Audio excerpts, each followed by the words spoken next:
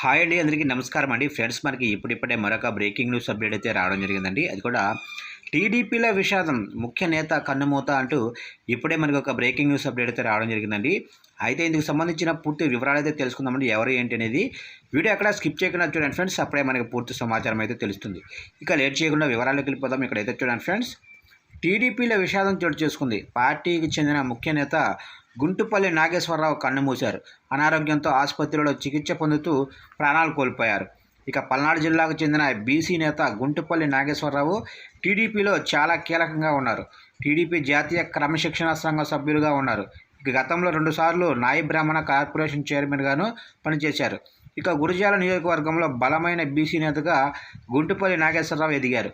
అయితే కొంతకాలంగా ఆయన అనారోగ్యంతో ఇబ్బంది పడుతున్నారు. ఈ క్రమంలోనే నరసరావుపేటలోనే ఓ ఆసుపత్రిలో చేరారు. చికిత్స పొందుతూ మంగళవారం నాడు ఆయన ప్రాణాలు కోల్పోయారు. అయితే విషయం తెలుసుకున్న టీడీపీ నేతలు ఎరపతినేని శ్రీనివాసరావు, నరసరావుపేట టీడీపీ ఇన్ఛార్జి చదలవాడ అరవింద్ బాబు గుంటుపల్లి మృతదేహాన్ని సందర్శించారు. ఆయన పార్థివ దేహాన్ని దాచేపల్లికి తరలించేందుకు సన్నాహాలు చేస్తున్నారు.